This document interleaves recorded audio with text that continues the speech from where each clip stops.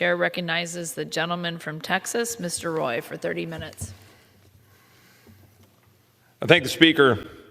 As usual, I thank my friend from Arizona for his dogged determination to try to shake this institution into not only recognizing, but, Lord willing, addressing the looming crisis or the already existing crisis that we are dealing with. He does so eloquently, intelligently, and without fail. Virtually every time I feel like I have a special order, I'm following the gentleman from Arizona who is making his case to the 14 people watching on C-SPAN. But man, those 14 people are loving it. But yeah, my voice is echoing like it often does in this chamber for a special order. But I'm here tonight because while I wish it was a full chamber, the fact is something that needs to be addressed that is shaping our public discourse is the extent to which my colleagues on the other side of the aisle, and in particular in the administration, are a little fast and loose with the facts. But maybe stated differently, the radical left, I'll call it, particularly in the administrative state, the bureaucrats, the organizations out there that are the engine of the left, have entrapped the American people with a laundry list of lies. As Thomas Jefferson once said, once a republic is corrupted, there is no possibility of remedying any of the growing evils but by removing the corruption and restoring its lost principles. And at the root of that corruption is when you're telling a constant barrage to the American people of things that simply are not true. It matters that we speak the truth. It matters that we deal with facts as objectively as possible. To quote Jefferson again, to seek truth wherever it may lead. I'm wanting to quote Jefferson as a graduate of the University of Virginia. Unfortunately, University of Virginia is not the institution that it was founded to be in terms of seeking truth wherever it may lead. I hope it can one day be restored to that purpose. Take, for example, the World Health Organization.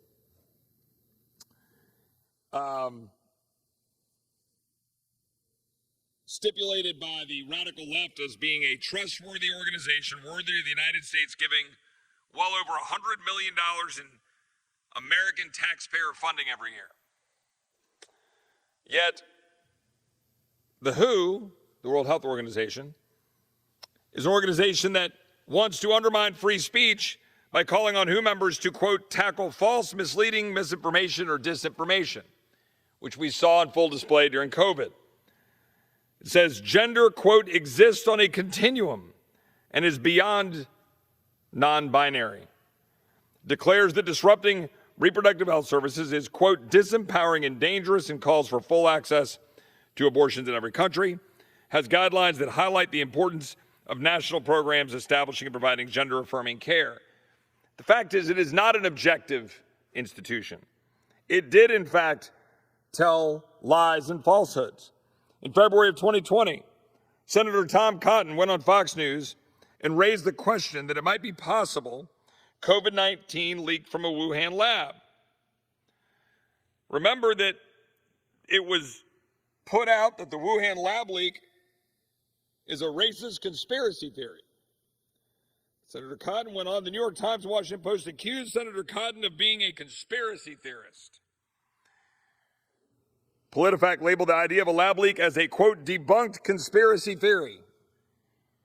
Facts, the Department of Energy and FBI currently conclude that the virus most likely came from the Wuhan Institute of Virology lab. But that was literally months of back and forth. How about the statement that the COVID vaccine is 100% safe? More than 11,000 claims of injury from the COVID-19 vaccine have been filed with the Countermeasures Injury Compensation Program. 4 have already been paid out and 23 more are eligible. The CDC has an entire webpage dedicated to myocarditis and pericarditis. Pfizer's own website states myocarditis and pericarditis have occurred in some people who have received the vaccine, more commonly in adolescent males and adult males under 40 years of age than among females and older males. How about this one? Herd immunity means you want everyone to die. Dr. Fauci referred to herd immunity as letting it rip in an October 2020 interview with CNBC. The fact of the matter is, people started talking about herd immunity, started talking about the recognition of immunity that you get from having had the virus. Who knew? Except for every living human being with eyes and have the ability to discern how viruses actually work. How about this one? Masks work. You remember running around the floor of the House of Representatives under the orders of House leadership? You must wear a mask or you're going to be fined. You remember that? Half of us were hiding in the back, sneaking in to vote so we could avoid the tyrannical whims of the previous speaker, because you were getting fined if you didn't wear a mask. Well, Rachel Walensky on November 21st, quote, masks reduce the chance of COVID-19 by 80%. Everybody needs to wear masks. Our schools were masked. Our children were masked. They were put in the corners with masks. They lost the ability to speak clearly. Our younger kids have speech impediments. Fact. According to Tom Jefferson, who conducted one of the most comprehensive analyses of pandemic masking, quote, there is just no evidence that masks make any difference, full stop. How about gender? Men can compete in women's sports, and it's still fail. Leah Thomas, a biological male swimmer for the University of Pennsylvania, and let's be very clear, if you have eyes, Leah Thomas is in fact a dude. That's just simple, obvious truth. Everybody knows it. Literally everybody knows it to be true. Leah Thomas won a 2022 NCAA Division I championship in the 500-yard freestyle instead of a woman. Thomas soared from a mid-500s ranking, competing as male, to one of the top-ranked swimmers in women's competition. Transgender women are the same as biological women, we're told. Biological males have larger hearts, larger lungs, and a 12% higher hemoglobin, which helps transport oxygen in the blood. Grown biological males have approximately 36% greater muscle mass than grown females. Yet, transgender women are the same as biological women. We couldn't even get our colleagues on the other side of the aisle to fully defend Title IX in the Rules Committee a few weeks ago. Title IX was the holy grail. It was a holy grail of equal protection. Now, it doesn't fit the narrative because transgender men, Leah Thomas, is apparently able to compete against women like Riley Gaines, and that's perfectly fine. You just ignore your eyes. Don't you understand? They tell you it is so. Leah Thomas is a woman now, they say. Oh, really? Parental rights. Parents cannot be trusted with their children's education. President Biden said it. There is no such thing as someone else's child. No such thing as someone else's child. Our nation's children are all our children. Let me be perfectly clear. My children are my children. They are no one else's children. and be dang careful in trying to claim otherwise. Parents who speak up for their children are domestic terrorists. One alleged, quote, terrorist, end quote, cited by the National School Board Association was my friend Scott Smith from Loudoun County. He's a domestic terrorist, they say. How about border crisis lies? The southern border is secure and things are better than you all expected, says the President of the United States. Well, since Biden took office, we've seen 6 million encounters, the release of approximately 2 million migrants, 1.7 million gotaways. Then Title 42 was lifted last week. The president says it's much better than you all expected. Well, we still have 3,000 or 4,000 a day. We still have thousands of gotaways. We still have thousands of pounds of fentanyl. And oh, by the way, Texas Department of Public Safety is having to stand on the border with razor wire and not doing their job to secure the people in Texas because they're making up for an administration that lies. And my state is the one holding the bag. Tell that to the DPS agents, Mr. President. Get your happy rear end out of Japan and go to South Texas. It's better than you all expected. The President of the United States doesn't have the courage to go to South Texas. That's the simple truth.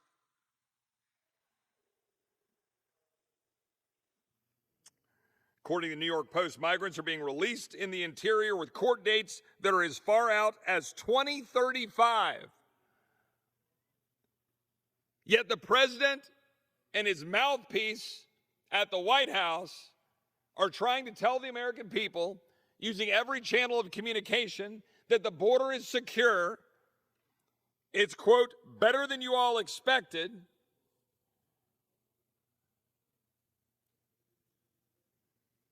I would note that thankfully states are coming to the aid of Texas, who are spending billions of dollars and putting our personnel in harm's way, undermining our own security to deal with the job that the federal government is supposed to do. And by the way, we passed H.R. 2 that would secure the border. We did our job as House Republicans. And I would say, just as a point for consideration at the other end of Pennsylvania Avenue and frankly throughout this building, including this side of the aisle, why would I vote for anything at all? Debt ceiling, government funding, anything until we pass H.R. 2 and sign it into law. Why? Why would I do that? I might be able to be convinced, but you better bring me a really good bill. If you want me to ignore the need for us to pass H.R. 2, sign it into law. I don't care the Democrats control the Senate. I don't care that President Biden doesn't want to sign a bill. I care about my country. I care about my state. I care about the kids in my county dying from fentanyl. I care about the migrants dying in the false name of compassion. I care that the Secretary of Homeland Security looked me in the eye in the House Judiciary Committee and lied under oath that we had operational control of the border. That happened. The Secretary of Homeland Security also lied when he said, unapologetically, that Border Patrol agents who report to him whipped Haitian migrants on the Rio Grande. It's just simply not true, and he knew it wasn't true. He had a memo given to him that said it wasn't true. He has now acknowledged it's untrue. Has he apologized? Has he apologized to the Border Patrol agents? Has he apologized to Americans? Has he apologized to Congress? Of course not. And with all due respect to my colleagues in this chamber, what do we ever do about it? We haven't impeached him yet. Have we, my fellow Republicans? We have not impeached him yet. He should be impeached.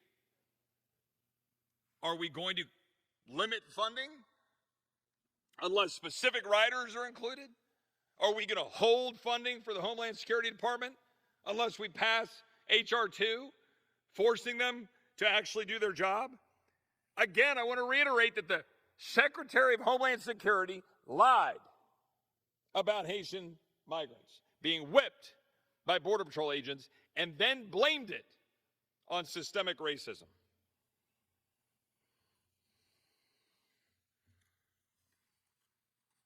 Over the last several weeks, as the Biden administration has been increasingly on its heels, unable to explain why they do not want to take up our very responsible legislation that would increase the debt ceiling about $1.5 trillion in exchange for actual fiscal reforms that would save $5 trillion over 10 years, $1 trillion in year one, would end the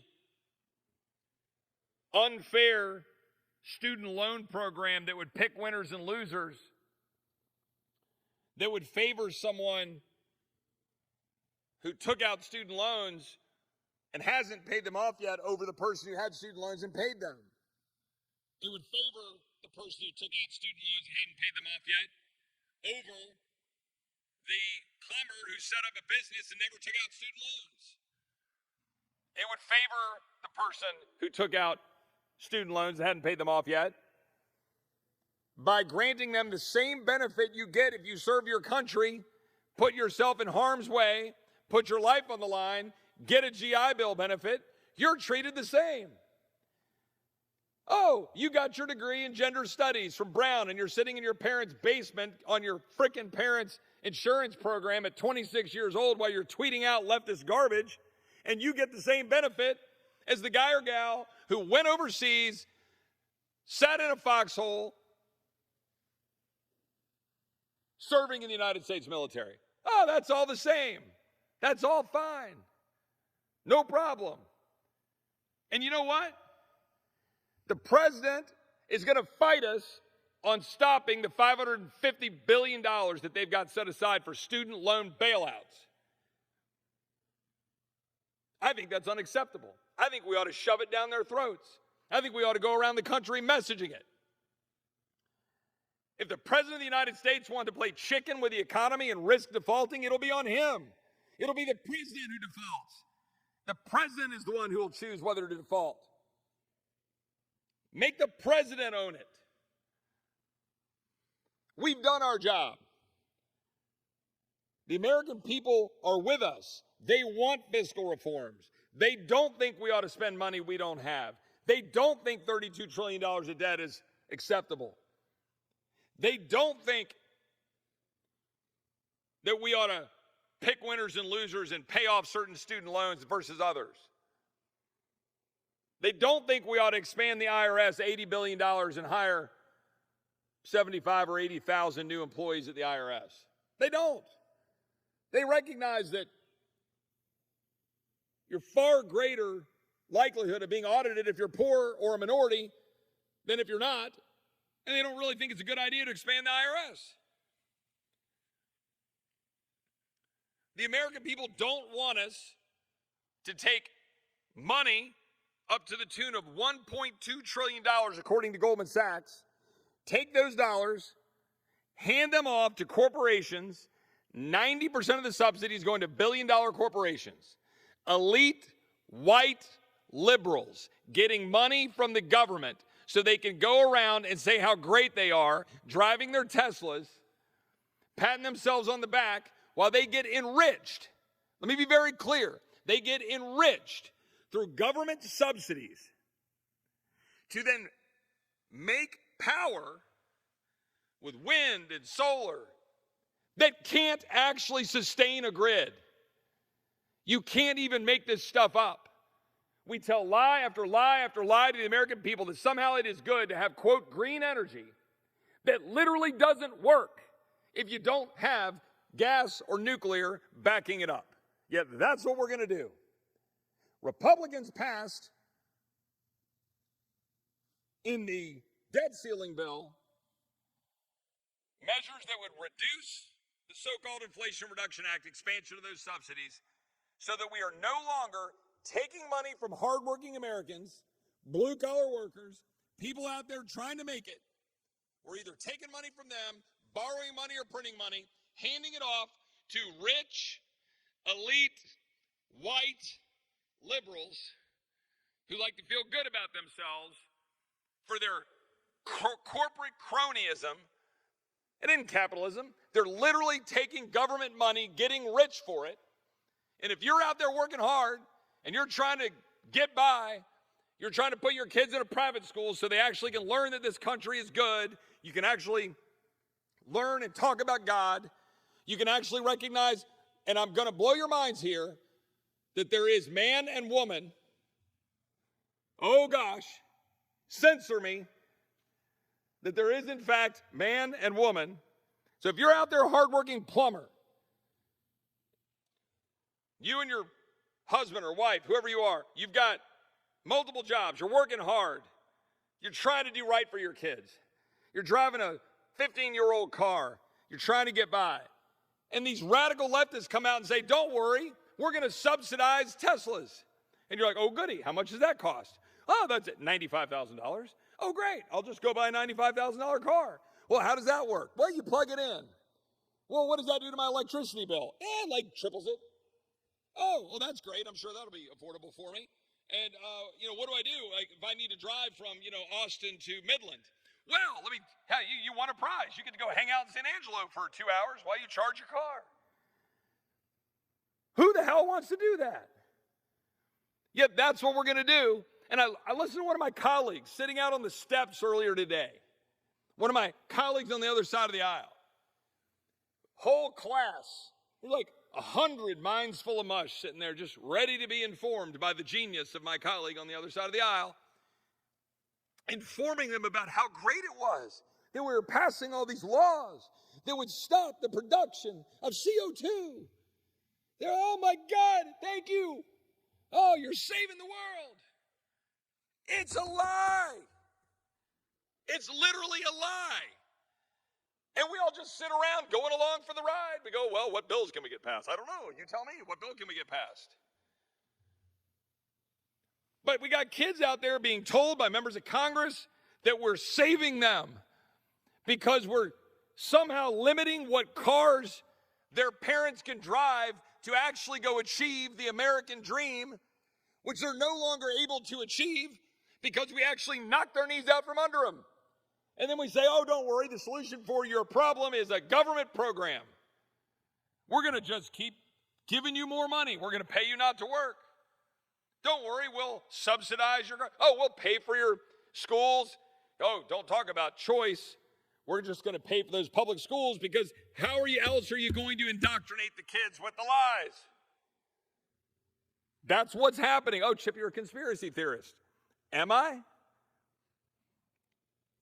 What did we learn during COVID? Parents started looking. They're like, hey, my kid's sitting over there and they're looking at this little class on an iPad or a laptop. You're like, wait, what are they teaching them? What did they say? Wait, that was so, wait, we're a racist country? Oh, you're saying, you mean oil and gas? Well, that's evil? But I thought our country was built on oil and gas. Wait a minute, I thought China has 1,100 coal-fired plants, and they're building 2 a week, and yet we're just going to decimate our ability to have a functional grid so we can have brownouts while we pretend that, you can have power on a, windless, cloudy day. They're out there telling the kids, oh, don't worry, we'll have windmills and solar panels everywhere, but no nuclear power. But I thought you hated CO2. Oh, no, never mind. Don't talk about that. That's literally the kind of garbage we're talking about, just constant lies. If you eliminate every internal combustion engine, every single one of them in America, you dent CO2 by less than a percentage point. Yet, that's what my colleagues on the other side of the aisle are telling Americans, particularly kids, we're doing this for you. Because if you do it for the children, everything's fine. If you do it for the animals, the children, the puppies, then everything's okay.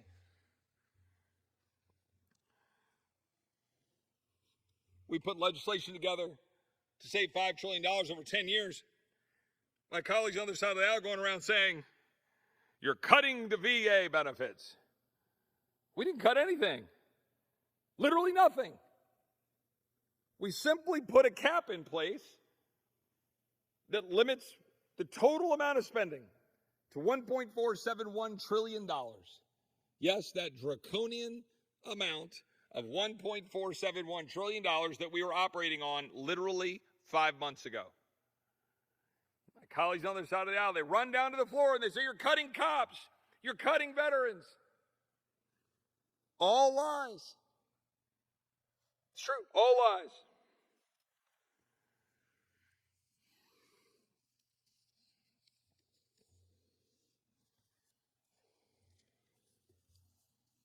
The fact is, the American people are sick of it. They are. The American people right now understand that the American dream, right now, the American dream is increasingly unattainable for them or their children.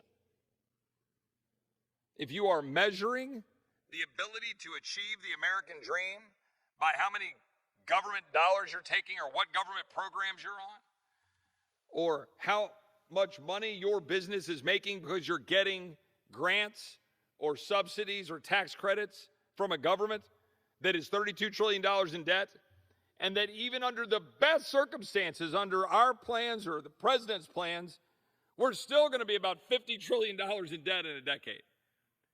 And we just act like it's not so. Like, seriously, I mean, just a note for everyone listening, all 14 of you. To my colleagues on this side of the aisle, we've been going around patting ourselves on the back because we passed a really strong debt ceiling bill that we should be proud of, and a really strong border security bill, H.R. 2, that we should be really proud of. I am proud of both of those bills. But now we have to fight for them. Don't blink. Stand together. You can't keep doing what we're doing, and you can't go home and campaign on irresponsible spending and balancing the budget when you won't actually do it. My friend from Arizona just walked through all of the mandatory spending problems. We're not even talking about that yet in what we're doing this year. We're just trying to hold the line on discretionary.